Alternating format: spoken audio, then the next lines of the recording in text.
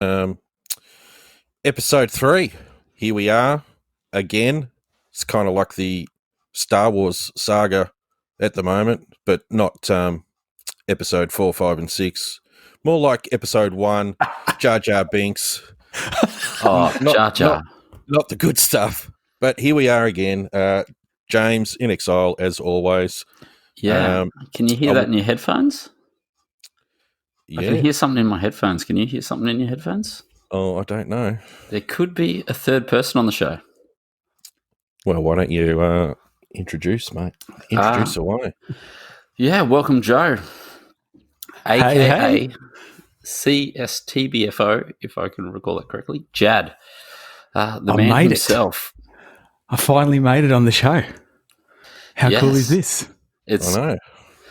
It's confusing now. I've got two voices to listen to. At which point do I start to talk? And when do I start to talk? Well, I think when it goes silent, but we're not too sure. I'm just kind of staying silent at the moment. I was about to just say, thanks for coming on anyway, Joe, and until next time, mate.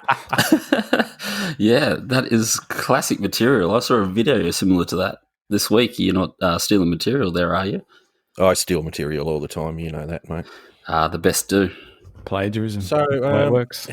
How is I won't actually ask you how your week has been, James, because I'm pretty sure it was dreadful. Joe, how has your week been, mate, in the sim racing scene, mate? Oh, well, it's been quite an eventful week, as most weeks are in the sim racing world. Lots of ACC, lots of Gran Turismo, pretty much. Lots of Gran Turismo. What's going on there, mate? I know. That's not normal for you, mate. You've gone to ACC, as a lot of us know. Well, let me set the record straight here, just in case anyone has any doubts about my dedication towards the game that is GT Sport. It is still the best racing game on any platform, without a doubt. Whoa, that's a big call, mate. That's the call of the century. It is. Well, there's reasons behind that, which I can explain. Because it's the game that sort of Furby and I grew up on, and I think the medium that it sits in that space of where a sim racer can enjoy it and arcade racer, and no one's ever come close to that. I don't think, and it's held true right up to this day. So that's why I think it is the greatest racing game we've ever come across. It's definitely the gateway game. I can't stop thinking of it as the gateway game. I mean, it got me across the line, and I consider myself anti-sim, anti-PlayStation, anti-gaming, anti-everything. I was 100% just give me a real car and a real road, and I'm not spending $1 on anything simulation. And here we are, 3 years into the journey. I've got the full rig, got the TV, got the setup. Still, I'm solid, or I think I'm going to stay a solid, what do you call it, SimCader, pretend racer, pretend simmer. This game has just changed it for me. I'm pretty much all in on it at the moment. Absolutely. I think we're all in on it at the moment. I think, like Joe said, it was it is the game that I think a lot of us grew up with, and I mean, I'll still play anything that's got wheels on it, mate. But for enjoyment, just being able to get in, especially now with GT Sport, just being able to get in, and there's going to be people there to race against. They've definitely got sort of the niche market there on console. I mean, Forza as well. Forza 8, that's yet to be seen and determined, of course. But, I mean, those two games are pretty much the games, really, for me. Yeah. Yep, they're all great. So tell us a bit about how ACC approach. So for GT Sport, we've got obviously the daily racing, then we've got our FIA series. So how ACC taking on like that part of the game? How do they get people involved? That's a good question, because I'm not sure that the development team pay too much attention to the online side of it as much as they do the car physics and the realism. So I think they kind of handball a lot of that to the league racing community. So there is a league racing communities in Gran Turismo. There are quite a lot, actually, but the majority do still race in the FIAs, and it's a sort of, that would be considered a public server racing, whereas the public server racing for games like, or sims like ACC and iRacing and that are very small, and the leagues trump all of those. So it's kind of, you got to think about it a bit more differently. And I love the public racing when you get a good race, but you do get a lot of, it doesn't matter what the game is either, you do get a lot of slappers in there. And so the league racing, if you're sick of slappers every time and you just want to race with like-minded racecraft and sportsmanship kind of players, then the leagues is kind of where you go. So that's my take on it, what I've learnt so far, but I've only just joined my first league in the last couple of weeks. Yeah, just scratching the surface of the whole league thing. It's always been something, what do you even say? Just difficult. Just, I guess it's just a touch more difficult because then you have to base your sim, your sim career or your sim experience, or you have to base it around, is it one race a week or two races a week? Or that's the hard part. Yeah. It's got, so it's like the one I'm doing now is just 1 week. By a couple of blokes in there. You still get, say, if you lose that race, then that's it, isn't it? For the week, it's game over. See you next Saturday. Yeah, and that's where it. But it's kind of that's what sim racing is. It's trying to mimic real life. So if someone punts you off or you get a flat tire, then that's game over. It's I think that's part of the. I think that's part of the attraction with ACC for me. I mean, even though I haven't really jumped back on it, but the. I mean, you're in the Australia, New Zealand ACC league at the moment, which has just started up and had a few races, and it went a bit pear-shaped last week for you at Spa. Yeah, absolutely. That's right. You had a spin towards the end. Was it at night towards the end of the? Just after the halfway mark, after I'd pitted.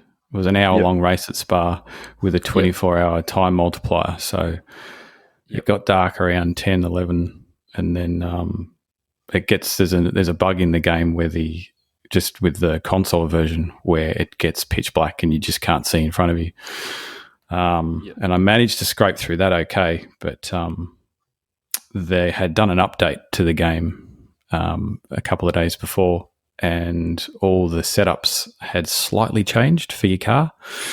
So they played around and updated the physics. And so I'd spent the whole week prior setting up this car to get through that rouge. And I couldn't get through there properly without being very scared every lap. Yeah. And eventually it got the better of me and found a wall. And that was it. So I think I started in 12th and I'd gotten up to 6th or 5th. And then from there dropped back down and ended up coming 13th, I think. So, you powered on, mate. You powered on. Yeah. And got absolutely got through to the end of the race. It looks like a pretty good series sort of setup, and I guess to mention as well, like Lollipop's our Japanese friend. Yes. Racing the SAP series. SOP, was it? Yeah, that's the one. Yeah, SOP Motorsport. With the Dave Perel sort of league series, and absolutely smashing it out the other day. Absolutely mastered that. That was a masterclass, wasn't it? Winning by like 15, 16 seconds. And I think that was a cruise home win to 15 seconds. He had 24 or 26-second lead after the final pit stops. So I think he just phoned it in the last stint. I was talking to him last night, and he actually stuffed up in the pits and had the wrong tyres after that. So it dropped down to 16 seconds behind. So that last stint for him was kind of stressful, but he was so far ahead. But the only trouble with being so far ahead is the commentary and the replay cameras get bored of you. So you don't really see him much. He had full Lewis Hamilton spec. They just cross to him as he crosses the line. Like, Lollipops wins the race, back down to the midfield. No action going on here. That's it. Don't need to see it. But well done, Lollipops, mate. You absolutely killed it. We know you've. Well, I know racing a few times with you, but I know Joe's always racing with Lollipops, and he is known to drive pretty hard and come off the track a fair bit from pushing that car to the limit. So it was a good result for him. Yeah, 100% of the time. Very fast, very consistent, which is that's good racing. Yeah, and you've also booted up a PC, I hear, lately. So what's going on there, mate? So a friend of mine... Yeah, what is going on here? Yeah. Just totally lost and confused. What's going on here? Yeah, a friend of mine updated his gaming rig, and I asked him, what are you doing with your old rig? And he said, throwing it away. And I said, why would you be doing that? And he said, because it's worn out, and it's like he bought it in 2011. Yeah. And I said, can it play Quake? He said, yeah. And so I said, I'll take it. And so I did. And then I was playing around with Steam and the original Assetto Corsa. I installed that, and it ran beautiful. So I'm like, this is actually pretty good. So I was playing around with that for a while, and then ACC became available for half price in the Steam store. So I thought, I'm going to grab it and see if it works. And it did. It runs fairly poorly, but it works. That's what I've been doing. Yeah. And has that almost converted you out of the sim league? Not out of the sim leagues, out of the PS4 console leagues? Yeah, out of the consoles. It's a bit of a double-edged sword because I don't know if that's the right expression. I love both worlds, and I didn't think I liked the PC world anymore because I haven't touched PCs for decades. I moved to Mac back in the mid-noughties and didn't look back. And then any gaming was, well, I actually stopped gaming for a couple of decades and only just got a PS4 last year. So yeah, sounds familiar. It was a sad time throughout Furby's career. Yes. Yeah, I've lost you forever, mate. Yeah, sounds super familiar. I'm sure I gave it a 10-year hiatus too. That's it. So coming back, I just wanted to do some racing, and I thought I was having a look at all the games and consoles and PCs, and I just thought I don't want the headache of PC and installing drivers and crashes, and you're doing a lot of stuff just to get a game running, and it's just not stable, whereas a console is just to press a button and away you go. And I knew Gran Turismo is always going to be great, so I went that path and got the PS4.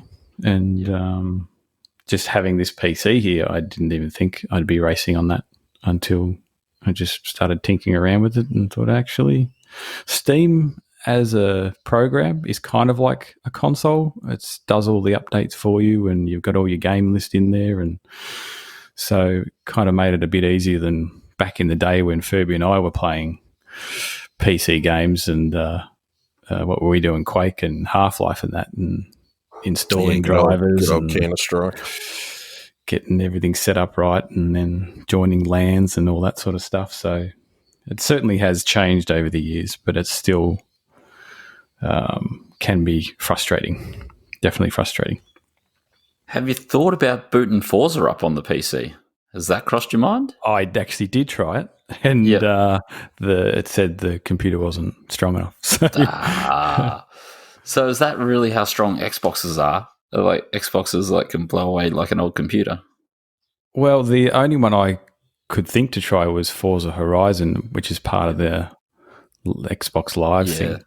So when it let me install it, but when I started playing it just crashed. So yeah, well, I don't know what console was Horizon on. Was it 360 or? I'd love to tell you, but I think 3 and 4 on the Xbox One. So then maybe Horizon 1 and 2 must be on the 360, I guess. Okay. If I'm thinking. So I think PS4 came out 2013, and so this PC here was a very good gaming rig in 2011. So I think the specs on that are roughly a PS4 spec. So it's that's hard why to I can imagine play. that 2011 is that long ago. It seems like you say that number, it's like, oh yeah, that's yesterday. I know it does totally feel like not. not that long ago, but it's almost 10 years ago.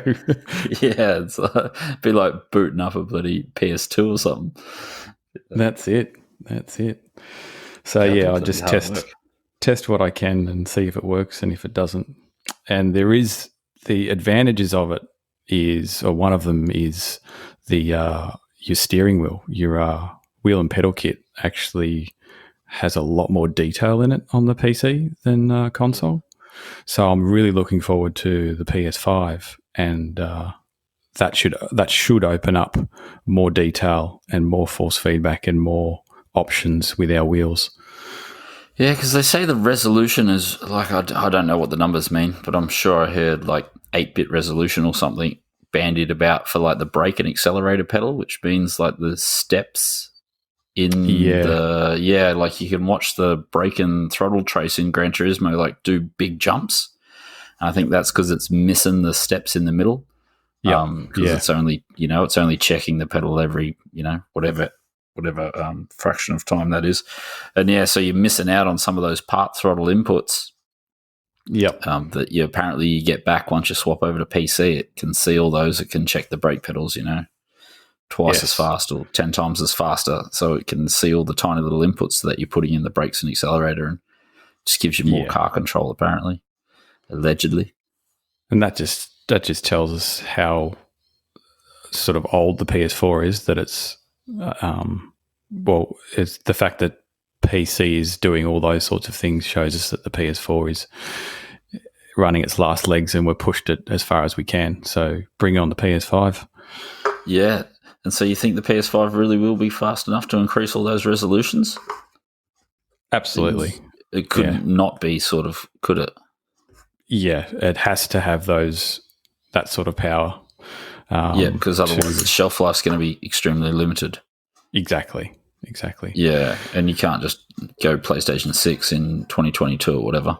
It's going to have to hang around for... There's a PlayStation 6.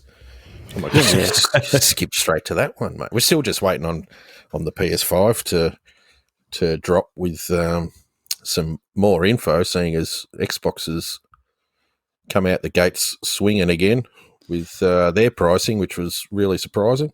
Wasn't that pricing really low too? Like affordable? Very low. Yeah. Which is great. So great for us. $7.49, and the digital one at $4.99 is just... is that Americans or Australians? That is Australian. Whoa. It's like $2.99 US, isn't it? Shit. Yeah. How could it be so cheap? Cool. Like, I think they're running that at a loss. They've got to be. Oh, yeah. Just want to try and corner the market or whatever. Yep. When they say they're not competing with Sony, I think they are. Yeah. That's a one-on-one, isn't it? The battle will go on. But it's good for gaming, so let's hope we get some pre-order information. Oh, we haven't got that yet? Up. We still haven't got pre-order info on PlayStation. And what about the Xbox? The Xbox is September 25th for pre-orders will open, I think. Yeah, it's definitely September 20-somethings. Yeah. Yeah, I remember reading that come across the screen. Okay. And any of you gentlemen going to purchase? An Xbox?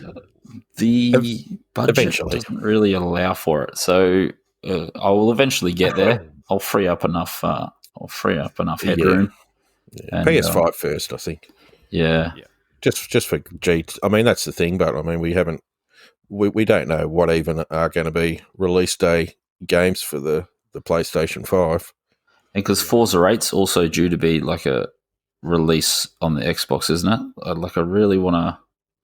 Forza 8, you're looking at at next year, probably March, April, I believe. Oh, okay. Because they feel like that's getting ahead of Steam. Like they've finally, I think GT Sport has showed them what can be done in a motorsport game, and I have a feeling that they're gonna try and go head to head with it, which would be super interesting. Yeah. Well, the more the merrier, I say. You can't. You don't want to be stuck on the one game. I mean, we've all got our favourites, of course, which is, and a lot of people will just play their favourite game, of course. But I think the thing for me, going from Gran Turismo to ACC and then back to Gran Turismo, kind of helped with the driving style, with ACC being very predominant on the correct racing line. There's no curb hitting and getting a tire on the grass kind of thing that you can in Gran Turismo. And I mean, surprisingly, taking that back to Gran Turismo, it can increase lap times for sure, 100%. Yeah, decrease lap times, but increase your consistency and increase like the physics between the games. Like Gran Turismo might not be teaching you something because it's not getting relayed through the steering wheel, even though in reality it's going to produce the result, like the better lap time result. And then you jump over to ACC, and then all of a sudden you can feel it in the steering wheel because their engineers or whatever programmed it in there, and you're like, oh, that's interesting that cars do that through corners like that. Yeah. And then you just learn that technique, and now you move back to Gran Turismo, and although you can't feel it in the wheel anymore, your brain is now using the new technique in the corner, and then the game gives you the result in the better lap times because you've got better car control. And I guess jumping from game to game, that's probably a benefit. You're really going to learn, different games are going to have different, what's the word? I've totally lost the word. Different emphases on different, things in their force feedback, and getting a full range of those across you is always going to help. It's always something to learn. Like I'd love to see how your tire management goes now. If you come back to Gran Turismo, Joe, and just see like how much longer your stints go now, because you will probably find after spending so much time looking after tires that your driving style is going to change to now just look after tires, and so you'll still produce some solid lap times, and you'll notice that you can get 2 or 3 extra laps out of every stint. Yes, absolutely. It's I can already see that it's helped in that department.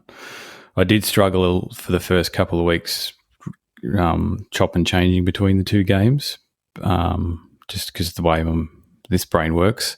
Yeah, it's kind of like the Queen song. I'm a man with a one-track mind, and getting just used to the difference in frame rates. You have to change your where you're looking, because you're coming up to points in a corner on ACC running at 30 frames a second is a lot different to coming up to the same corner at 60 frames per second. And so the adjustment from that was took a week or two to get used to. Very frustrating. But after that, I sort of started to see my lap times improving in Gran Turismo. It's just I kept playing it, kept doing what was it, Bathurst that week in the dark was just kept racing, and by the end of the week I was getting some half-decent race times. My lap times still need a lot of work. I'm still not up to what I was at the peak when we were all in the 60s, and chasing that 75k. Yeah. The Going dream. hard out for it. And then they move the goalposts. So mother flippers. Now I'm just an inadequate A+ 60k driver. That's it. Yeah, it's like all the cool kids are 60 now. 60 is the new 50. So funny. Yeah. The cool kids have deranked, mate. We're all down to 30. I think super what cool am I? kids, mate. I'm Super 30, cool kids 34, I think, 30s. with Phasma, and been having some amazing races, I reckon. So DR, some of the quality down there is so good. Oh yeah, it doesn't represent it. I mean, that's one of the questions I was going to ask you, Joe. Like your sort of thoughts with the DR SR in Gran Turismo compared to the more complex system in ACC with, I can't even reel off all the stuff that you can get with your SA. It's SA rating, isn't it? The one. Well, your safety rating is safety rating. Yes, SA, and then you've got RC, which is your racecraft. And then you've got a consistency, then your track record, and there's like 6 or 7 different rating systems that it runs. Sounds very complicated, but once you just read through the list of what each one represents, you can see that the focus of the game or the sim is not based on your DR. It's based their version of DR. You sort of clock that at 99 pretty much straight away once you've learnt the tracks. So the focus is on racecraft, consistency, and safety. And so that changes the way you drive compared to Gran Turismo when you're chasing DR most of the time and you're only sort of chasing your safety rating to get into those top lobbies. So the mentality changes there, and that's kind of what sort of leans me more towards ACC in that area, because it just focuses you on not winning all the time, and a win is still being rewarded for not winning. You're rewarded for your racecraft and your sportsmanship and your etiquette, and it watches you online and offline to see what you're doing and rewards you accordingly. So, and that's the thing that I've always been that way, even before ACC, no contact sport. And it's always about the etiquette and the sportsmanship as a priority. So racing alongside like-minded races is a lot of fun, which, when you find those guys in Gran Turismo, it's like, I want to keep racing with you guys. Yep. But inevitably, because you're in public servers and you've got a lot more players racing in Gran Turismo than any other racing sport online, you are going to encounter some people that have a different view of what racecraft is, and it's the same with any game. There are people in there who really don't understand how to play the game or the best way to get the best out of the game. Yeah, I'd really enjoy a really difficult safety rating, like for Gran Turismo. I don't mind if it takes you bloody 25 races to get to 99, because you've put the hard work in. Yeah. And you know that you're a super clean racer if you've got 99 in. Like Gran Turismo, you can just do one race, Group C, out the back, bang, 99, straight in the top lobbies, and keep working on your DR.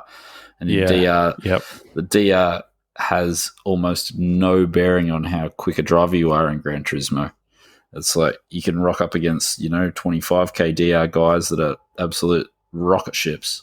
And the same deal, you can see a 60 DR kind of driver and you're just like, how did you accumulate that much DR, mate? It's like you're not even playing the game properly yet. Yeah. So, well, you can get up to your 60s and 70s and still have very poor racecraft.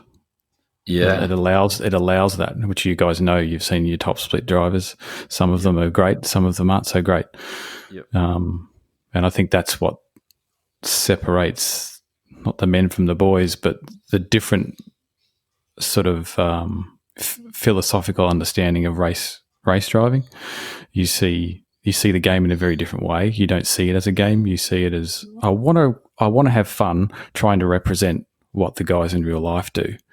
Yep. And you can do that in a game like Gran Turismo. You don't have to have iRacing or ACC to do that. You just need to find the right people. Yeah, definitely. Which is what CSTBFO is all about. I was going to say, yeah. CS who? CS what? What's that all about there, Joe? I mean, there has been a few comments with what CSTBFO stands for, of course. Have you explained to everyone on the show what it means? No, the history behind it. The history is that this was started by a group of friends. Back in the late 90s, probably. 90s, yep. PC gaming, predominantly Counter-Strike, Unreal Tournament, Quake 3, would go to nerd LANs down at Seaford, dominate the field, win trophies. We needed a team name, which our good friend came up with, which was Clans Suck the Big Fat One. The reason behind that, right, was because we were playing against a lot of clans, and they were all so serious, and they took it seriously, and we did not. No, we thought it was we considered ourselves geeks, but we weren't that geeky, and so we kind of laughed at it. But now it's a serious game, and we understand, these leagues and all these things now. But back then it was like, no, you guys are going too far. Just calm down. We're just having some fun here. But I think that's still how I see it. Yeah, I think it's still transpired into that the irony is that we're a clan that don't like clans. Like, it's just, if you like mucking around playing games in Gran Turismo or something, because my gaming life, I've always had CSTBFO in the front of it. And coming to Gran Turismo, Joe, you changed your name, and before you know it, we had other people coming on board, and it was not for a joke, but it was just like finding people that have the same mindset of, we're a team, but we're not a team. It's like there's no rules. There's no rule book. Is there a team livery? Is there a team? Is there a team name structure? No. I mean, we've got capitals and non-capitals at the start of people's names. I mean, where is the team police coming through to police this kind of stuff? Like, where is the team livery? No, there is no. Yeah, I can just see, if this does grow, that there will be an organisation, and that will be discussed in a team meeting. I was going to say, it's going to be the Google. Google was, what is it? The company against all companies. Now it's the king of company. It's like, you know what I mean? It's the team for no team. And we say it's not a team, but it really is. There is a hierarchy, of course. Devs has turned into the financial advisor. He's he'll cut your pay if you don't perform well.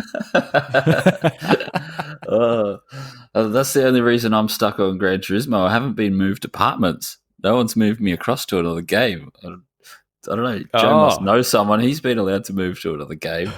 But every time I check my pay slip every week, it's like, hey, where's my new department? I haven't been moved. I've only put in for a transfer years ago. Well, I mean, with alt accounts, mate, it's everything is possible. You never know, do you? I mean, for those that don't know, I mean, In Exile is CSTBFO Elderman. That's been let out of the bag. We also have Nitro. Nitro will rock up with a CSTBFO Yeet. Very, very rarely they're young Nitro, so we need to try and get Mr. Yeet out of the woodwork. But, I mean, we've got a lot of just guys that don't really... They care, but they don't care. We're just there to have a bit of a laugh, mate. Yeah, just don't take it too seriously, mate. No, you can't, mate. Just trying to enjoy ourselves. Have a little bit of fun. Having fun. That's it. And even in the sim racing world, if you're not having fun, if you're taking it too seriously, then you're not doing it. And I didn't get that from the sim world. That's from the real world. If I know you've read the book, James, the Speed Secrets Ultimate Speed Yeah. Secrets. And Yep. in his podcast, he's always talking. This is a real life racing car driver. He's just always asking, are you having fun? Because that's what Yeah. it's all about at the end of the day. Yeah, when the fun stops, stop. Yeah.